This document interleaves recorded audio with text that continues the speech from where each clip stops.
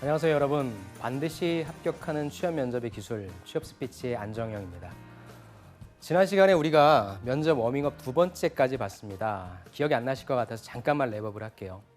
면접 워밍업 두 번째 시간에서 우리가 이력서를 체크해야 된다. 즉, 여러분들이 이력서에서 걸리적거리는 것들을 체크해야 된다라고 들으셨을 거예요. 그 다음 두 번째 무엇입니까? 자소서를 재미있게 구성을 하자. 스타 방식에서 A, 내가 무엇을 했는지 어떻게 했는지에 대해서 구성을 하자라고 했습니다.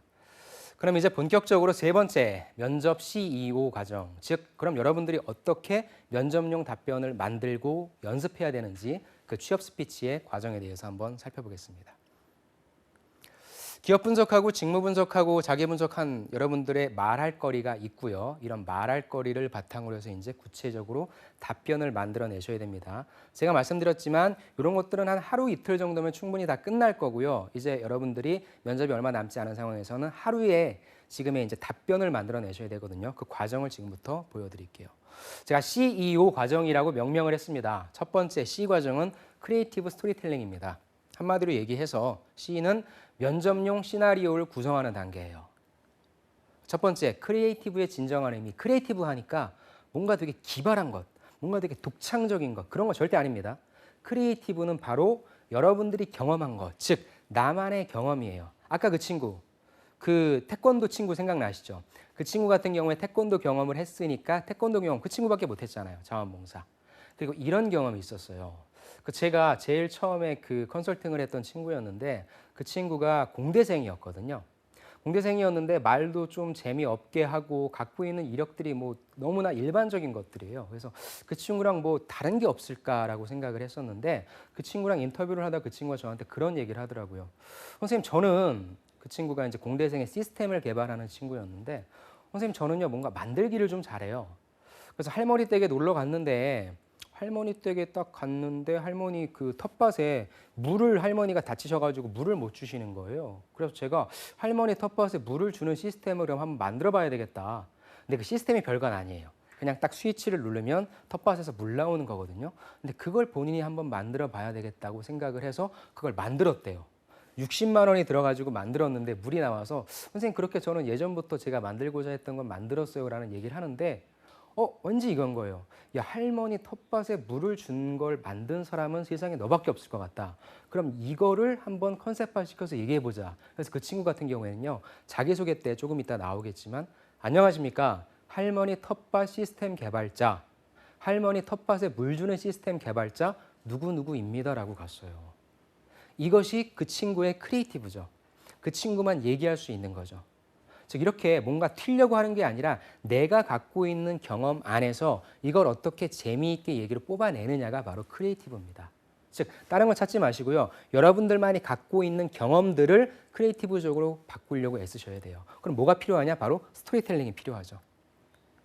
그래서 면접용 시나리오 구성할 때 스토리텔링의 진정한 의미를 먼저 좀 아셔야 돼요. 내가 할머니 텃밭에 그냥 할머니 밭에 물을 줬었어. 근데 그냥 물을 준 거에서 그칠 거야? 아니죠. 의미부여를 했잖아요. 시스템 개발자라고 의미부여를 한 것처럼. 즉 그 스토리텔링이라고 하는 것은 무엇이냐면요. 이건 제가 예전에 여러분들 그 강의할 때 만들었던 자료인데 마포갑 노웅래 국회의원이 이런 얘기를 했대요. 마포라는 곳은 대한민국의 잠재력을 갖고 있는 지역이다. 이제 선거 유세 나갈 때 이런 말씀하셨는데 아니 왜 마포가 대한민국의 잠재력을 갖는 곳이야? 경의선이 마포에서 출발하니까 이곳이 남북을 잇는 길목이래요. 근데 경의선을 타고 유럽까지 갈 수 있으니까 그 출발점이 어디예요? 마포라 그랬잖아요. 그래서 대한민국의 잠재력을 갖고 있는 곳이 바로 이 마포다라고 얘기하는 거죠. 틀린 말은 아니에요. 이것이 바로 의미부여예요. 즉 제가 아까 말씀드린 것처럼 할머니 텃밭에 물 주는 게 뭐가 그렇게 대단한 거예요. 하지만 의미부여를 내가 하는 거죠. 그게 크리에이티브 스토리텔링입니다. 이해가 좀 되시나요? 그렇게 해서 스토리텔링이라고 하는 것은 재미있게 그다음에 이렇게 의미부여를 하는 부분이다라고 생각을 하시면 될 것 같아요. 그래서 스토리텔링, 크리에이티브 스토리텔링 C 과정은 나만의 경험에 의미를 한번 부여해보자라는 과정이고요. 이것은 그럼 여러분들 제가 5가지 질문, 기본 질문 세트로 완성을 할 수가 있습니다. 5가지 기본 질문 세트는 무엇이냐? 바로 이 5가지 질문입니다. 첫 번째는 자기소개예요. 두 번째는 지원 동기고요. 세 번째는 직무상 강점이에요. 그럼 네 번째는 입사 후 포부고요. 다섯 번째는 마지막 할 말입니다. 저는 친구들한테 이 5가지만 딱 준비를 하라고 해요. 그리고 이 5가지가 완벽하게 되지 않는 이상은 이 5가지에 집중하라고 합니다. 친구들이 저한테 이렇게 질문합니다. 선생님, 이 5가지 질문만 다 하면 돼요? 지금 막 시중에 기출이 넘쳐나고 있고 무슨 질문이 나올지 몰라서 어떻게 준비해야 될지 모르는데 5가지로 된다고요? 그럼 저는 이렇게 대답을 합니다. 커버가 돼. 왜 커버가 되냐면요. 여러분들이 면접에 유리한 답변을 짜는 게 가장 중요하거든요. 예를 들어서 내가 전혀 생각하지 못했던 질문이 나와요. 아니 안정영 씨는 왜 멀쩡히 기업 다니다가 왜 갑자기 취업 강사를 하는 거예요? 그럼 내가 왜 취업 강사를 하지? 그냥 제가 취업 강사를 하는 게 좋아서요 라고 얘기를 하다 보면 내가 준비했던 5가지 답변에 이게 없었거든요. 그럼 저는 면접관한테 이끌려서 면접관이 노리는 대로 면접관이 이끄는 대로 답변을 하게 돼서 제가 준비한 답변을 못 하게 돼요. 그럼 다시 한번 얘기해서 면접관이 안정영 씨는 왜 취업 강사를 해요? 회사를 왜 나왔어요? 문제 있는 거 아니에요? 라고 하면 전 문제 있는 게 아닙니다 라고 얘기하는 게 아니라 이건 내가 지원 동기로 얘기를 해야 되겠구나. 저는 회사에서 일을 하는 것도 좋아했고 잘했는데요. 전 취업 강사라고 하는 일이 저를 더 가슴 뛰게 했고요. 더 잘할 수 있고요. 제가 더 좋아하는 일이더라고요. 이런 식으로 내가 이 질문은 지원 동기로 얘기를 해야 되겠구나 해서 계속적으로 지원 동기로 끌고 와야 된다는 거예요. 즉 면접관이 어떤 질문을 던지던 간에 일단은 내가 준비한 5가지 질문에 대한 답으로 내가 끌고 들어와야 된다. 즉 내가 유리한 판으로 내가 유리한 구조를 짜야 된다라고 하는 게 여러분들 면접에서 굉장히 중요합니다. 그래서 저는 내가 유리한 판을 짜기 때문에 다 커버가 된다라고 말씀을 드려요. 뒤에서 조금 더 예를 통해서 말씀을 드릴게요. 왜냐하면은 그리고 또 질문에는요 가중치가 있는 질문이 있고요 가중치가 없는 질문이 있어요. 뭐 그런 거 물어보잖아요 면접관이. 우리 안정영 씨는 면접 올 때 오늘 아침에 뭐를 먹고 왔어요? 아니면 뭐 타고 왔어요? 아니면은 뭐 요즘에는 뭘 즐겨봐요? 취미가 뭐예요? 이런 것들은 사실 가중치가 없는 질문이에요. 그냥 대화하고 싶어하고 긴장 풀어주려고 하는 질문이거든요. 근데 이런 모든 질문에 여러분들이 그냥 직무와 연관시켜야 된다 뭐 이렇게 생각해서 대답하려고 하는데 그건 아니에요. 가중치가 있는 질문은 뭐겠어요? 바로 이 2가지예요. 너는 우리 회사에 왜 지원했어? 그래, 지원한 거 그럼 알겠어. 그럼 너는 왜 잘해? 이것이죠. 즉, 이 2가지에 대한 질문을 듣고 면접관이 판단을 하는 것이 나머지에 대한 질문 듣고 가중치를 두고 판단을 한다? 그건 전 아니라고 생각을 합니다. 그래서 여러분들이 5가지 질문에 대한 정답을 제대로 준비해 놓은 게, 여러분만의 정답을 준비해 놓는 게 되게 중요합니다. 이런 정답을 준비하기 위해서 다시 한번 자소서로 갑니다. 첫 번째, 여러분들 내용의 온라인을 위해서예요. 그래서 저는 100% 그렇다고 생각하지 않는데 자소서에 있는 경험과 내가 면접 때 말하는 경험이 좀 다르면 그걸 또 안 좋게 본다고 하시는 분들이 있으셔서 저는 우선적으로는 자소서에 있는 내용을 온라인시켜서 경험으로 만들려고 얘기를 하고요. 두 번째, 지금 우리가 시간이 없어요. 아까 제가 자소서에 이런 질문들이 나올 거라 그랬잖아요. 그거를 내가 면접용 답변, 5가지 질문 세트에 대한 답변으로 만들어가는 과정으로 만드시면 됩니다. 아까 봤던 우리가 현대자동차에 관련된 질문이었어요. 이 친구 6가지 경험이 있었습니다. 기억나시죠? 태권도 대회 자원봉사했어요. 그 다음에 교내 직종교육 수강했고요. 어머니 영어봉사 기억나죠? 그 다음에 축구 동아리 매니저했다. 그럼 이 친구는 이 6가지 항목을 가지고 5가지 질문 세트에 대한 대답을 만들 수 있는 거예요. 볼게요. 먼저 제일 중요하다고 볼 수 있는 지원 동기에 대해서 한번 구성을 해보겠습니다.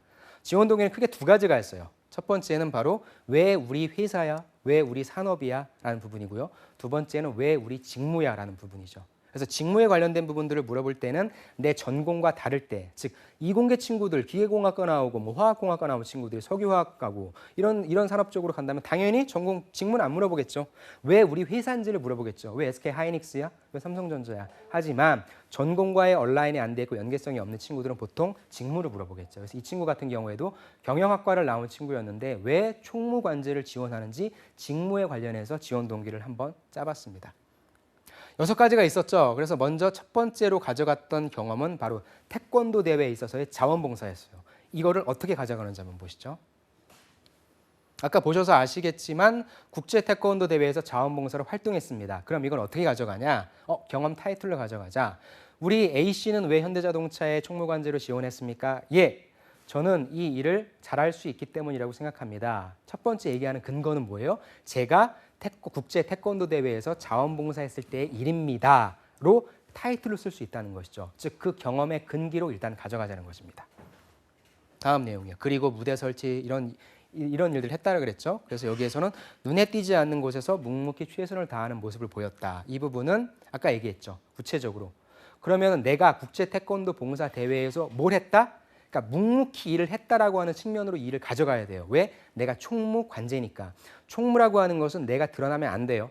내가 했던 일을 통해서 사람들이 생산성이 높아지도록 생산성이 유지되도록 하는 게 총무의 역할이거든요. 즉 보이지 않는 곳에서 묵묵히 일을 해야 되는데 내가 어디서 했다? 국제 태권도 자원봉사 대회에서 내가 눈에 띄지 않는 모습을 했다. 이것이 하나의 뭐가 됩니까? 연관성으로 근거가 되잖아요. 즉 아까 얘기했던 타이틀을 가져가고요. 이 내용을 가져가는 거예요. 다음의 경험 또 뭐 가지고 갈 수 있을까요? 어머니 영어 봉사 이 내용도 가져갈 수 있을 것 같아요. 이 내용에서 뭡니까? 역시 어머님들에게 영어를 가르치는 봉사활동을 했습니다. 눈높이를 맞춰서 소통과 공감하는 법을 배웠습니다. 되게 많은 직원들이 있잖아요. 총무라고 한다면 영업직도 있을 거고 경영지원도 있을 거고 뭐 생산직도 있을 거고 그런 수많은 직종 직무에 있는 직원들과 다양한 직원들과 눈높이를 맞춰서 소통을 해야 된다라고 하는 근기로 가져갈 수 있겠죠. 역시 여기에서도 또 다른 타이틀로 가져갈 수 있어요. 제가 총무를 잘할 수 있는 이유는 두 가지입니다. 지원한 이유는 두 가지 경험을 했기 때문입니다. 첫 번째는 국제 태권도 봉사대회. 두 번째는 뭐야? 어머니 야학 봉사였어요. 어머니 야학 영어 봉사였어요. 왜? 내가 이때 눈높이 맞춰서 했었거든. 즉 하나하나 채워지는 거죠. 그렇게 해서 이때 저는 뭘 했냐면요. 눈높이에 맞추기 위해서 어머님들이 좋아하는 가요나 드라마에 대해서 얘기했고요. 자녀들의 얘기 들어줬습니다. 즉 내가 하고 싶은 얘기를 한 게 아니라 그들의 이야기를 들어주려고 노력했습니다. 총무의 관제의 입장에서 가장 중요한 직무 역량이잖아요. 이렇게 내가 갖고 있는 자기소개서의 내용을 결합시키는 거죠. 그래서 역시 키워드를 통해서 간략화 작업을 하면 됩니다. 지원동의 내용 구성해서 이렇게 두 가지 가지고 제가 한번 구성을 해본 내용이에요. 이렇게 얘기할 수 있겠죠. 제가 총무 관제직에 지원한 이유는 봉사활동을 통해서 느꼈던 보람감 때문입니다. 대학 시절에 국제 태권도 대회 자원봉사활동 때 일입니다. 처음에 저는요 통역 자원봉사활동 하고 싶었어요. 그런데 인력이 부족하다고 해서 제가 그냥 대회 운영을 하는 서포팅하는 업무를 갔거든요. 근데 처음엔 힘이 들 것 같아서 제가 좀 약간 망설였어요. 근데 기왕에 하기로 한 봉사활동 한번 열심히 해보자라고 생각해서 정말 엄청 뛰어다니고 물품도 정말 많이 날리면서 보조를 했습니다. 그러면서 좀 더 하기 싫어졌어요, 사실. 그런데 결국에 저는 모든 일정을 소화를 해냈고요. 마지막 날 행사를 마쳤을 때 묘한 보람감, 뿌듯함 이런 것들이 느껴지더라고요. 그때 느끼는 것이 이게 핵심이죠. 눈에 보이는 일도 되게 중요한데 그에 못지않게 눈에 보이지 않는 일도 상당히 중요하구나라는 사실을 깨달았습니다. 여기서 끝내도 돼요. 근데 이 친구는 한 번 더 주는 거죠. 그런데 이 일이 내가 과연 일회성으로 느끼는 감정인지 아니면 계속적으로 이런 일이 나에게 보람감을 주는 것인지를 느껴보기 위해서 뭘 했습니다? 추가적으로 두 건의 활동을 더 했대요. 그것이 무엇입니까? 어머님 야학 영어 봉사 활동이었죠. 그다음 두 번째는 매니저 활동이었어요. 이런 식으로 이런 두 건의 활동을 하였고 이를 통해 무엇이 들었다? 확신이 들었다. 즉 나는 보람감을 느꼈어. 국제 태권도 봉사활동을 통해서 뭘 느꼈는데 이게 일회성인지 아닌지를 또 검증을 했어. 내가 두 가지를 더 했거든. 그래서 확신이 들어서 내가 총무 관제직을 잘할 수 있겠다는 확신이 들어서 지원합니다. 훌륭한 지원 동기가 되는 거죠. 이 친구만의 지원 동기가 되는 거죠. 이런 식으로 만드는 것입니다. 그리고 이 부분은 여러분들이 실제 지원 동기를 되게 많이 어려워하시더라고요. 그래서 제가 잡코리아에서 갖고 온 내용인데 저 친구 같은 경우에 교원을 왜 선택했냐라고 물어봤을 때 본인은 교육 관련 일을 꾸준히 해왔다라고 얘기를 하는 부분이에요. 즉 아까 지원 동기 둘 중에 산업에 대한 지원 동기죠. 너는 왜 교원이야? 라고 물어봤을 때 교원에 대해서 대답하기보다는 이 친구는 나는 교육 산업에 어렸을 때부터 봉사활동을 해왔기 때문에 교육 산업에 진출한 거야. 교육 산업에 지원한 거야 라고 얘기를 하는 부분입니다. 그 다음에 왜 교원이냐라고 했을 때 회사와 직원 사이의 신뢰관계가 단단하다는 것을 느꼈어. 뭘 보고? 장기 근속자가 많다는 걸 보고. 즉 이것은 뭐예요? 그 다음에 직원과 회사의 동반 성장을 지향해 온다는 교원의 홈페이지에 있겠죠. 이런 내용들을 보고 난 교원에 지원했어. 즉 이 친구의 지원 동기는 뭐가 있어요? 지금 산업 지원 동기와 회사 지원 동기가 있죠. 어렵지 않아요. 그냥 이렇게 연관성만 만들어내면 됩니다. 다음에 이 친구 같은 경우에는 슈나이더 일렉트릭 코리아였는데 왜 선택했냐? 역시 이 친구도 역시 이쪽 산업이죠. 나는 고등학교 때부터 스마트 그리드, 에너지 쪽에 관심이 많았어. 그다음에 난 평소에 뭘 하고 싶었냐면 기술 영업과 마케팅 하고 싶었어. 왜? 그 이유가 밑에 있죠. 소통하고 피드백 받고 이런 것들 나를 즐겁게 했기 때문이지. 근데 슈나이더 다양한 경험과 도전, 글로벌 역량까지 키울 수 있는 곳이 슈나이더였기 때문이었고 특히나 여자 공대생을 우대해준다며 니네가. 회사에 그렇게 공고했잖아. 그래서 난 니네 회사를 선택한 거야. 즉 세 가지가 다 나왔죠. 산업 지원 동기, 그 다음에 직무 지원 동기, 회사 지원 동기까지. 즉 너무 어렵게 생각하지 마세요. 여러분들이 좀 차별화되기 위해서 내가 무엇인가 막 꼭 연관성을 만들어야 된다 그래서 뭐 억지로 만들지 마시고 이렇게 좀 자연스럽게 만들어내셔도 됩니다. 마지막으로 하나만 더 볼게요. 메가스터디거든요. 이분 같은 경우에는 메가스터디를 왜 선택했냐? 나는 메가스터디라고 하는 브랜드를 알고 있기 때문에 그래서 지원을 했다. 그리고 대학교 때 교내에서 근로활동 등을 꾸준히 하고 학교 행정 일을 해서 교육업계 진출한 거다라고 얘기하고 있죠. 이 친구 역시 마찬가지로 난 교육학 전공했잖아. 그러니까 당연히 교육 쪽으로 가는 건 당연하잖아. 그리고 자율적이고 개인적인 역량을 확보해줬다, 소통했다. 그래서 이런 내용들을 자꾸 보면 뭐예요, 여러분들? 홈페이지를 통해서 기업을 보면 그 기업의 그 문화가 나와 있잖아요. 즉 그 기업들이 자랑하는 것들이 있으니까 그런 것들과 자연스럽게 연결시켜도 됩니다. 그다음 이 친구 같은 경우에는 교육은 100년 대계니까 교육은 안 망할 것 같아. 나 교육업 지원한 거야. 그다음에 인지도도 최고잖아. 업계 내에서 인정받는 곳이니까 메가스터들 지원한 겁니다. 다 직무 지원 동기, 그다음 산업 지원 동기, 회사 지원 동기들이 있죠. 이런 식으로 여러분들 꾸미시면 돼요. 다음 두 번째는 직무상 강점입니다. 직무상 강점.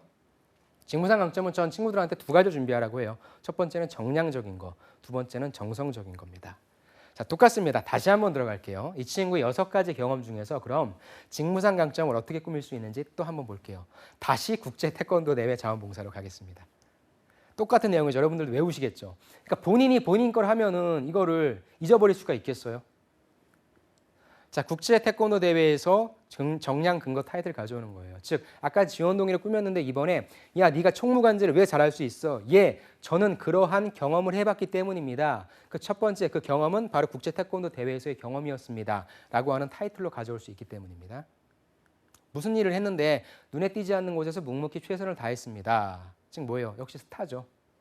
그곳에서 어떤 경험을 했기 때문에 내가 이 일을 잘할 수 있겠다라고 하는 역시 근기를 얘기하는 거죠. 다음 이번에는 어머니 봉사로 갈게요. 어머니 봉사에서 이 친구가 했던 건 눈높이를 맞춰서 소통과 공감하는 법이다. 역시 또 하나의 타이틀이죠. 제가 이 총무관제직을 잘할 수 있는 이유는 제가 이 일을 해봤기 때문입니다. 저는 이 일을 두 가지를 해봤습니다. 첫 번째는 태권도 자원봉사를 했고요. 두 번째 어머니 야학 영어 봉사를 했습니다. 이렇게 나가면 된다는 것이죠. 여기서 역시 했던 것도 역시 마찬가지로 스타로 포커싱해서 어머님들이 그럼 어떻게 했는데요? 어머님들이 좋아하는 눈높이를 맞췄습니다. 이렇게 정리할 수 있다는 거죠. 축구 동아리 매니저도 한번 볼게요. 강점에서. 여기에서 저는 또 평소에 소신을 갖고 있었어요. 그래서 키워드라고 하는 소신을 좀 가져갔으면 좋겠고요. 그다음에 여기에서는 공정성을 갖고 있습니다. 지금 역시 공정성이라고 하는 키워드도 참 좋은 것 같아요. 그래서 규범과 규정을 준수했다라고 하는 역시 키워드, 규범과 규정을 준수했다. 즉 여기에서는 어떤 경험이라고 하기보다는 키워드를 가져가는 것이죠. 그래서 이렇게 꾸밀 수 있을 것 같아요. 정량적으로 저는 경험이 있습니다. 제가 총무관제직을 널 왜 뽑아야 돼? 라고 물어봤다면 저는 첫 번째 경험을 갖고 있습니다. 어떤 경험이냐? 묵묵히 맡은 바 보조 업무 일을 처리해서 성공적으로 마친 국제 태권도 대회 자원봉사 활동이 있고요. 상대방 눈높이에 맞춰서 커뮤니케이션으로 신뢰를 얻었고요. 검정고시까지 합격시킨 그런 성과를 선물로 받은 야학 봉사활동에 이런 경험이 있습니다. 이런 활동들을 통해서 저는 봉사가 무엇인지 묵묵히 제가 맡은 일을 처리해내는 것이 얼마나 큰 보람감을 느끼는 것인지 제가 느꼈습니다. 라고 경험을 얘기할 수 있겠죠. 정성은 뭐예요? 이 친구의 윤리의식이잖아요. 아까 갖고 왔던 야구단 매니저를 운영하면서 저는 소신을 갖고 있었습니다. 공정성을 갖고 있습니다. 그리고 저는 규범과 규칙을 준수하면서 구성원들의 신뢰와 그다음 좋은 결과를 얻어냅니다. 저 이렇게 제가 갖고 있는 직무에 대해서 제가 갖고 있는 직업에 대한 윤리의식을 갖고 있습니다. 즉 이런 제가 맡은 바 했던 경험과 저의 윤리의식으로 저는 제가 지원하는 총무관제직을 잘할 수 있다라고 생각합니다. 근거가 될 것 같나요? 좀 탄탄한가요? 이런 식으로 여러분들이 갖고 있는 자소서에 있는 경험들을 이렇게 직무상 강점으로도 표현해낼 수 있습니다. 자, 이건 제가 왜 보여드리냐면요. 저의 직무상 강점은 그러면 뭔데? 내가 당신 강의를 여태까지 쭉 한번 들어봤거든. 그럼 당신은 나한테 왜 취업 강의를 나한테 하는 건데? 당신은 도대체 뭘 잘하는데? 전 두 가지겠죠. 첫 번째 뭐겠어요? 해봤다. 뭘 해봤어요? 나도 공채로 니네처럼 한번 지원해서 들어가 봤다. 그 다음에 회사에서 공채에 관련된 일을 해봤다. 연관성이 있나요? 두 번째 해봤다. 무엇입니까? 그냥 내가 공채에 관련된 일만 한 게 아니라 나도 실제 너희 같은 취준생들을 만나서 지도를 해봤어. 티칭도 해보고 그다음에 1대1로 코칭도 해보고 궁극적으로 합격을 시켜봤어. 이게 나의 직무상 강점이야. 내가 여러분들 앞에 서서 취업 강사를 할 수 있는 건 나도 이런 걸 해봤기 때문이야. 똑같죠. 여러분들도 마찬가지예요. 여러분들도 마찬가지로 내가 했던 경험, 지식, 사실, 태도 같은 것들을 제대로 어필하느냐 못하느냐가 바로 여러분들 아까 얘기했던 지원 동기와 직무상 강점, 이걸 가지고 여러분들의 합부를 결정짓는다는 것이죠. 가장 어려웠던 일을 물어봐요, 이번엔. 그럼 또 6가지에서 얘기하면 돼요. 우리 지원자 A씨는 가장 어려웠던 일이 뭐예요? 그럼 고민하지 마세요. 이거 가장 어려웠던 일은 내가 5가지에서 준비한 게 아니잖아. 큰일 났네. 생각하지 마시고 그냥 저는 국제 태권도 자원봉사활동이 가장 어려웠습니다. 왜 가장 어려웠냐? 이거 내가 처음에 생각했던 일이 아니어서 내가 이걸 과연 잘할 수 있을까? 난 체력도 약한데 내가 과연 서포팅을 잘할 수 있을까라는 걱정이 됐지만 한번 해보자라는 생각으로 한번 해봤고 처음엔 되게 힘들었지만 역시 끝까지 해내니까 이런 성취감과 보람감을 느껴서 기업에서 내가 어떠한 일을 맡을지는 모르겠어요. 하지만 어떠한 힘든 일이 있을지라도 나는 이걸 잘 해낼 수 있는 자신감이 있습니다라고 얘기를 할 수 있잖아요. 가장 열정적인 일은 무엇입니까? 또 여기에서 여러분 뽑아내는 거예요. 가장 열정적인 일은 제가 어머니 야학 영어 봉사활동이었습니다. 어머님들 말을 참 안 들었어요. 근데 그때 느꼈습니다. 내가 커뮤니케이션을 어떻게 해야 되는구나.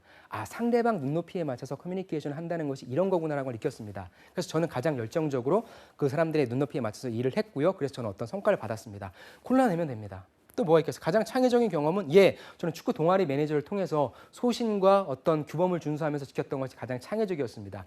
이전 사람들은요 그냥 자기 마음대로 했더라고요. 근데 전 그래서는 안 된다고 생각했습니다. 이 조직이 오래가기 위해서는, 이 조직이 갖고 있는 목표를 달성하기 위해서는 무엇보다도 규범과 규칙을 준수하는 게 중요한데 저는 그거를 축구 동아리 매니저를 해보면서 한번 해봤습니다. 그것이 저의 가장 창의적인 경험이었습니다. 정답은 없는 거예요.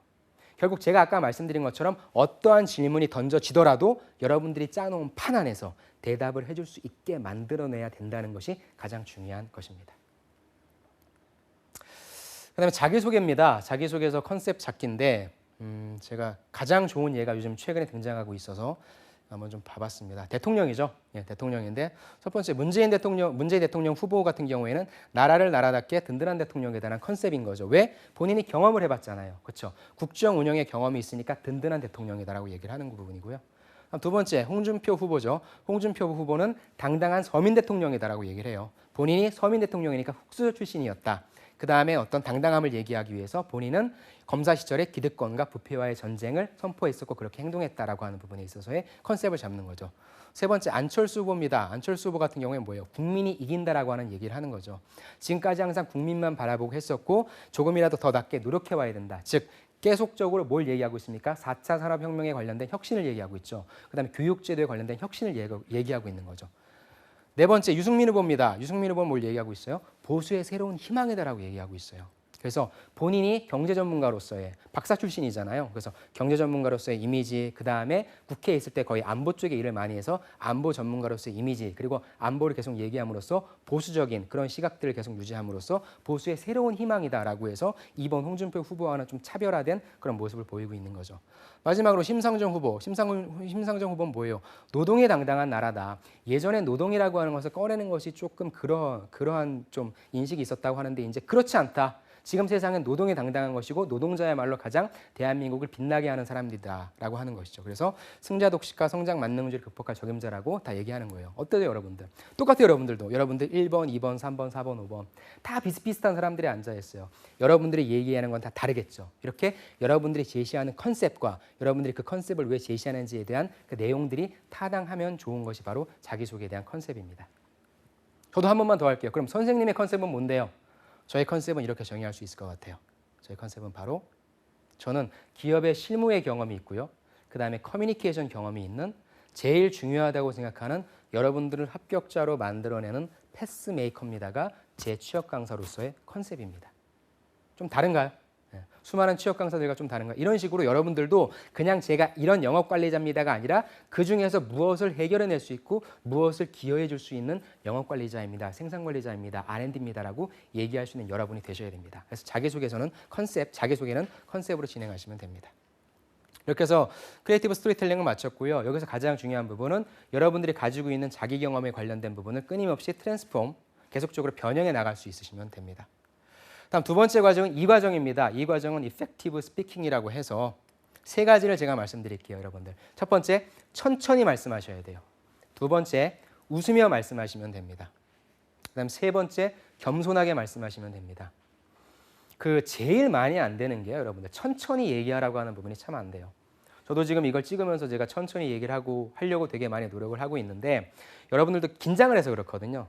그러니까 말을 되게 잘하는 사람도 그렇고 저도 만약에 면접을 보러 가면요, 긴장을 해서 천천히 얘기를 못 해요. 그만큼 되게 주의를 깊게 연습을 해야 천천히 할 수 있는 그런 게 되는데 먼저 천천히 말해라라고 하는 부분이 어떠한 내용인지 우리가 한번 보도록 하겠습니다. 여러분들이 이제 발음 연습을 먼저 하셔야 돼요. 발음 연습은 역시 다른 거 먼저 하지 마시고요. 자소서 가지고 좀 하셨으면 좋겠습니다. 이게 최적의 에너지 효율을 찾자라고 얘기했던 그 저한테 제출했던 자소서였는데요. 여러분들이 일단 자소서가 있으면 이 자소서를 정리를 한번 하셔야 됩니다. 이렇게 긴 자소서를요, 이런 식으로 한번 좀 크게 만드세요. 일단 제가 이건 여러분들 보여드리려고 만든 부분인데 일단 좀 이 부분을 어떻게 만드시냐면 바로 이렇게 만드십니다.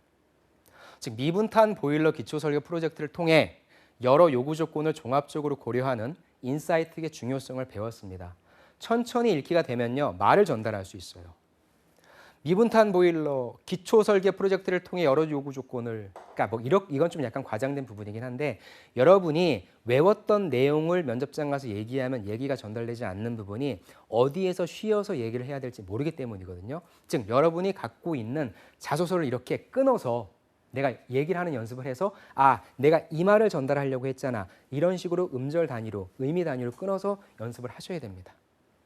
그래서 의미 단위로 첫 번째 슬래시 작업을 먼저 하셔야 돼요. 두 번째, 바로 강조할 부분이고요. 그 다음에 발음에 주의할 부분입니다. 여러분이 살아생전에 미분탄이라고 하는 얘기를 얼마나 많이 발음을 하셨겠어요. 그 다음에 화공양론이래요. 그 다음에 최소화한이라고 하는 부분은 발음이 어렵기 때문에 제가 얘기한 부분이고요. 재질이다, 면적이다, 규격이다.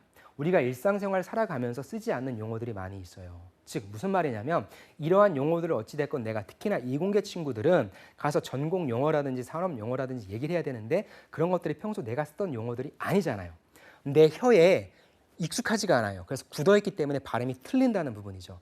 근데 그런 때 발음이 틀려버리면 신뢰성이 싹 떨어져요. 그 때문에 이런 발음들이 틀리지 않기 위해서 이런 발음들을 계속적으로 여러분들 혀에 익숙하게 계속 연습을 해야 된다고 하는 부분입니다. 미분탄, 화공양론, 최소화한, 재질이다, 면적이다, 규격이다 이런 식으로 계속적으로 발음 연습을 하셔야 됩니다. 그래서 강조하실 부분 강조하시고요. 특히나 발음 주의 포인트 잡으셔서 여러분들 내가 발음이 잘 안 되는데 하는 부분들은 체크해 놓으시고 계속적으로 연습을 하셔야 됩니다. 또 발음 연습하실 부분이 경제신문이에요. 여러분들 지금 가장 핫한 게 이제 4차 산업혁명이라서 제가 매일경제신문에서 하나 따왔는데 역시 마찬가지입니다. 여러분들이 가장 많이 얘기할 거거든요. 실시간 네트워크 대응 체제, 뭐 해킹 공격 후 대응 플랜 확보. 다 아는 단어예요. 내가 눈으로 읽으면 다 아는 단어들인데 내가 이런 것들을 발음하려면 발음이 잘 안 되기 때문에 신문에 나와 있는 어려운 단어들은 여러분들 그냥 특히 4차 산업혁명에 관련해서 여러분들 질문 많이 받을 거거든요. 그런 때에서 용어를 틀리지 말라고 하는 거예요. 틀리면 신뢰도가 떨어지니까 그런 걸 대비하기 위해서 이런 발음 연습도 하시기 바랍니다. 또박또박 혀에 익숙하게 발음을 하셨으면 좋겠고요. 다음에 이 부분은 좀 다른 관점이에요. 무슨 말이냐면 이게 어떤 내용이냐면요. 바로 의미 단위로 역시 똑같이 아까 자소서와 마찬가지로 슬래시 작업을 먼저 하세요. 근데 여기 있는 거는 중요한 부분이 융합 서비스라고 하는 부분인 거거든요. 즉 이건 내가 신문 기사를 읽으면서 이건 내가 면접용 답변으로 한번 가져가야 되겠다. 유통산업이 있어서 아니면 4차 산업혁명이 계속 일어난다고 하는데 과연 우리 산업이 어떤 영향을 줄 것입니까? 영향을 줄 거라고 생각하세요라고 물어본다면 저는 그것에 대한 답이 융합 서비스에 있다라고 생각이 듭니다라고 대답을 하라는 거죠. 그리고 이 사람의 식견을 여러분 거인 것처럼 가지고 오라는 거예요.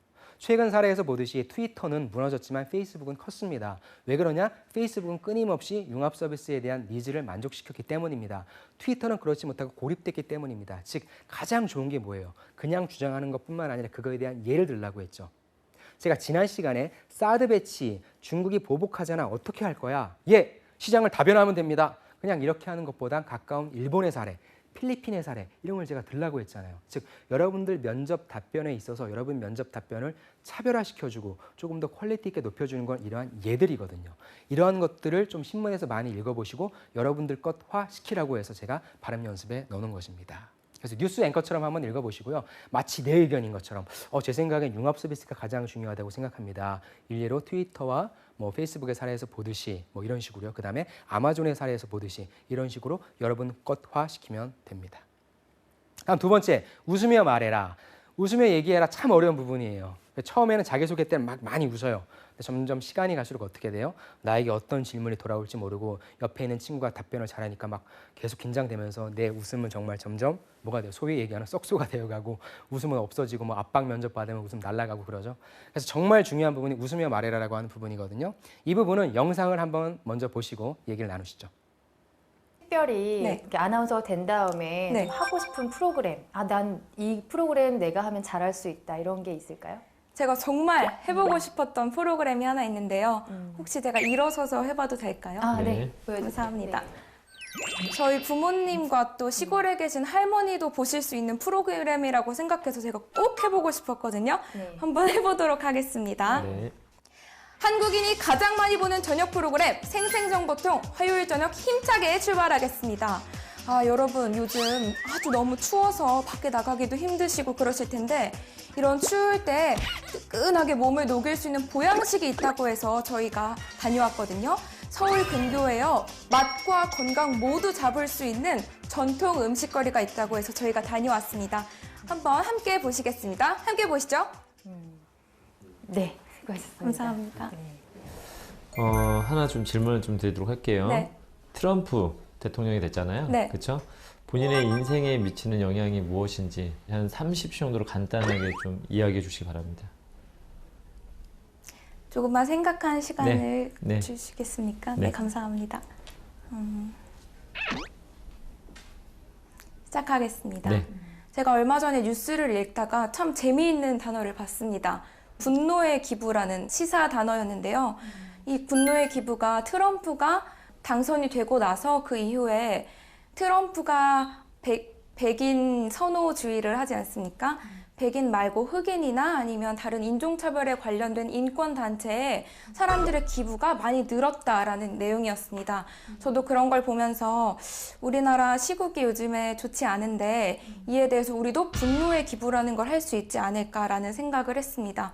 그래서 실제로 국가에서 제대로 케어받지 못하는 그런 인권단체나 그런 곳에 제가 직접 소액이나마 기부를 해본 적도 있습니다. 저는 트럼프 당선이 그런 점에서 저에게 생각을 주고 네, 잘 보셨죠?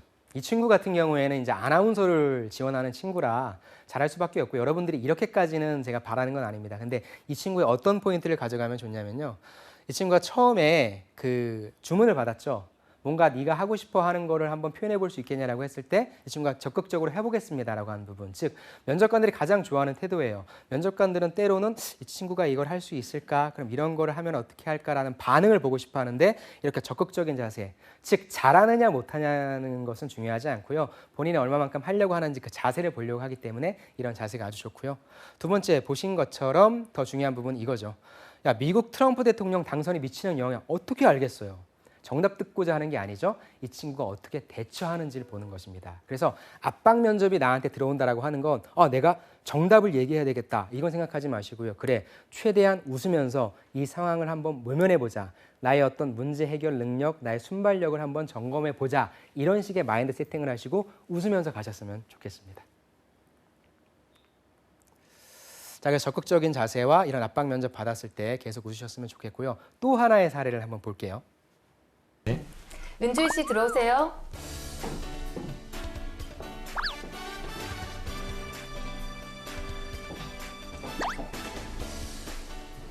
저 요즘 국제 정세가 어떤 것 같아요? 사실 전체적으로 썩 좋지는 않다고 생각하지만 제가 이렇게 자세히 아는 부분은 없어서 그래도 조금이라도 아는 거 있으면 말씀해 주세요. 국제적으로는 얼마 전 미국 대선으로 인해서 조금 분위기가 안 좋은 걸로 알고 있고 그에 그래서 안 대해서 좋다는 게 누구한테 안 좋은 거예요? 우리나라에도 안 좋은 영향을 미치고 있고 중국이나 사드 문제도 조금 불거지고 있는 것으로 알고 있습니다. 네, 잘 보셨죠? 이 친구도 역시 마찬가지로 두 가지. 처음 들어올 때는 되게 생긋생긋 웃으면서 아주 밝게 들어왔어요. 근데 들어오자마자 어땠습니까? 우리 김세준 선생님이 압박 질문을 던졌죠. 그랬더니 당황하는 표정. 즉 압박 면접에 대처하는 자세, 즉 아까 친구와 좀 대비돼서 이 모습을 보여드려서 여러분들이 압박 면접에서 웃느냐 웃지 않느냐가 어떤 효과를 보이느냐를 좀 말씀드리고 싶었어요. 그래서 웃으며 말해라라고 하는 부분은 특히나 여러분들 압박 면접 때 들어왔다고 해서 내가 이 대답을 못하면 어떻게 하나, 어떻게 대답해야 되나, 그것보다도 일단 계속적으로 웃으면서 대답을 하자라고 하는 그 자세를 좀 이어가셨으면 좋겠습니다. 네, 이렇게 여러분들 압박 면접에서 특히나 웃으면서 말씀을 하시고요. 그다음 마지막으로 세 번째 겸손하게 말하라 있습니다. 이 부분은 여러분들 면접장에서 겸손하게 얘기하지 않을 사람은 없죠. 그런데 또 역시 마찬가지로 압박 면접을 받았을 때 나도 욱해가지고 나도 모르게 욱하면서 면접관한테 겸손하지 않은 자세가 보일 수 있거든요. 그 부분만 좀 조심하셨으면 좋겠습니다. 이제 세 번째 과정입니다. 세 번째 과정은 outstanding, satisfying 해서요. 바로 이미지를 구축하는 과정입니다. 여기에서 말하는 이미지는요, 여러분들 헤어스타일은 어떻게 해야 되고요, 구두는 어떤 걸 신어야 되고요, 옷은 어떤 걸 입어야 되고요, 이런 걸 얘기하는 건 아닙니다. 바로 여러분들의 눈빛과 자세와 태도를 한번 점검해 보자는 얘기입니다. 자, 이런 인터뷰가 있습니다. 조영환 AJ그룹 인재개발원장 인터뷰신데요. 이분께서 하신 인터뷰인데 이분이 이런 말씀하셨어요. 실질적으로 삼성그룹을 비롯해서 대기업과 공기업, 이분 개인적인 생각이시긴 한데 면접장에 들어가는 순간 당락이 다 결정된다고 합니다. 너무 가혹하지 않나요? 어떻게 면접장에 들어오는 순간 합격자, 불합격자가 나뉘는지.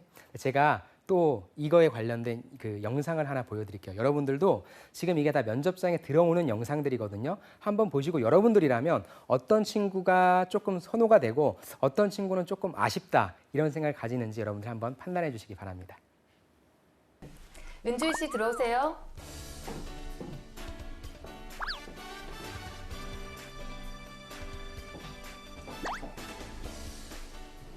저 요즘 네. 진소리 씨 들어오세요.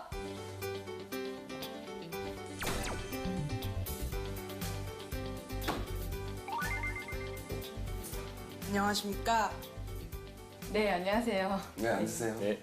감사합니다. 하보영 씨 들어오세요.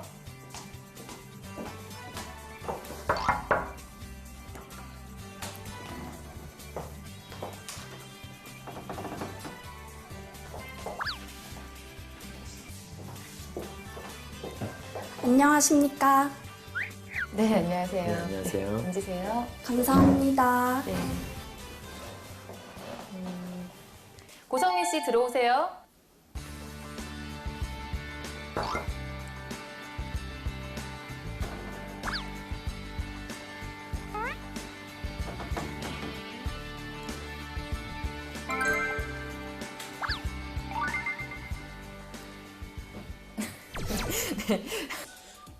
이주희 씨 들어오세요.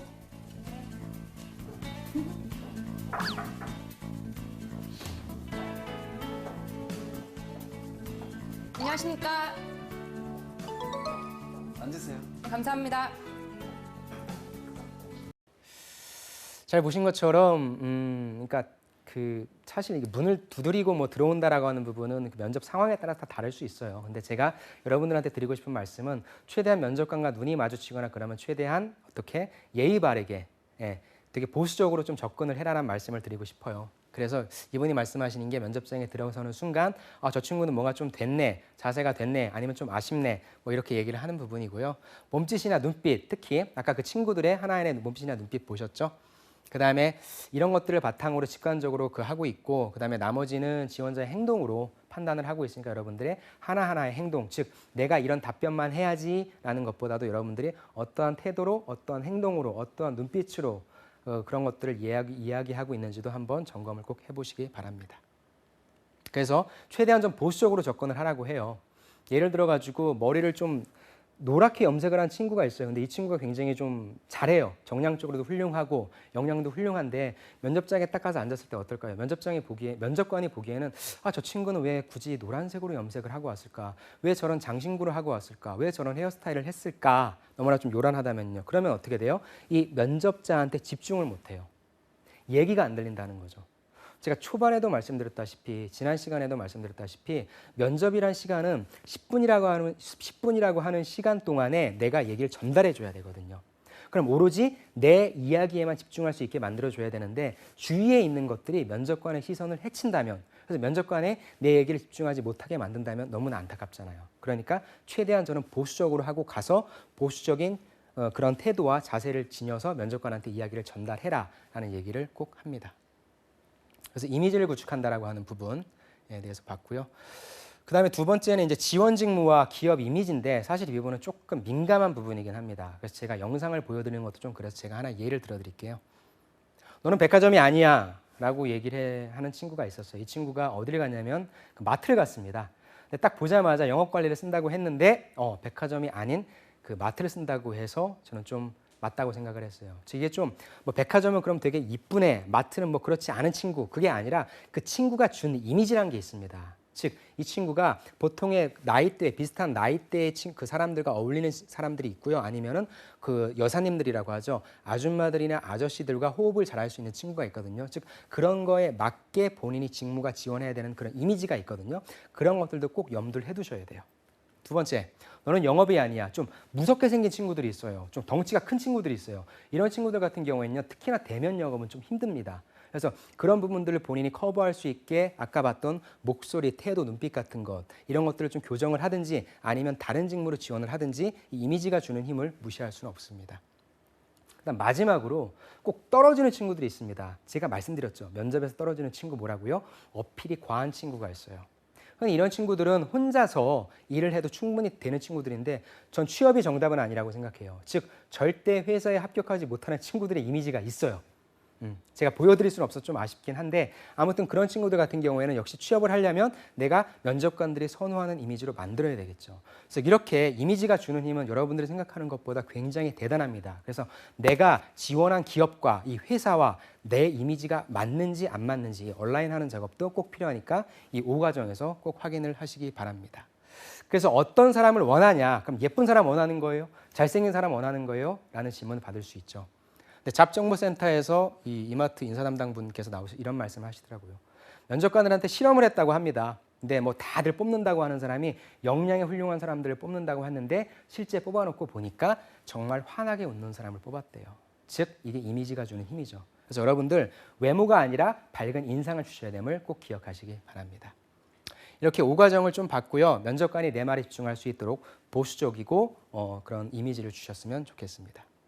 세 가지 과정을 봤어요. 크리에이티브 스토리텔링, 여러분만의 이야기로 의미부여를 하시고요. 천천히 말하시고요. 그 다음에 웃으면서 말하시고요. 겸손하게 말하시고요. 그 다음에 여러분들이 지원한 직무와 여러분들이 지원한 기업과 여러분들의 이미지가 맞도록 한다면 여러분들 이 CEO 과정을 훌륭하게 마칠 수 있을 것 같습니다. 이것이 바로 취업 스피치의 구조였고요. 여러분들이 이 과정을 통해서 꼭 여러분들이 원하시는 그런 쪽으로 취업 합격하시기를 바라겠습니다. 이제 마지막으로 서머리를 해드릴게요. 그럼 어떻게 준비를 해야 되냐? 아까 말씀드린 것처럼 첫 번째, 경제신문을 1시간씩 꼭 읽으세요. 제가 아까 말씀드렸던 발음 연습하는 거 있죠? 그런 것처럼 여러분들의 거시경제기사, 산업기사, 기업기사, 그리고 오피니언 기사들을 정독하시면서 읽으시고 때로는 발음하면서 읽으십시오. 두 번째, 한국직업방송 시청하세요. 취업을 부탁해 보시고요. 잡정보센터 보시고요. 이 취업성공 X파일 이것도 꼭 취업성공 X파일도 꼭 보시고요. 그 다음에 면접용 시나리오 계속적으로 작성하십시오. CEO 과정을 통해서 계속적으로 작성하시고 연습하시기 바랍니다. 그리고 여러분들 학교에 가면 취업 지원실이 있을 거예요. 그러니까 또 무료로 서울시에서 제공하는 것들, 여러분들 학교라든지 기관들에서 하는 것들 많이 있으니까 여러분들이 연습하신 것들을 실질적으로 가서 많이 적용해 보시고 연습하시기 바랍니다. 이렇게 하시면 여러분들 그 원하시는 기업에 면접 준비하시는 데 있어서는 방법론은 충분할 것 같고요. 정말 중요한 건 아까도 말씀드렸다시피 절대적인 연습의 양입니다. 절대적인 연습의 양을 절대 게을리하지 마시고요. 최소 50번 이상은 하시면서 면접에 대한 준비 잘 하셔서 이번 상반기 대졸공채 아니면 여러 준비하시는 많은 기업 공채 면접에서도 꼭 승리하시길 바라겠습니다. 긴 시간 동안 들어주셔서 감사합니다. 수고 많으셨습니다.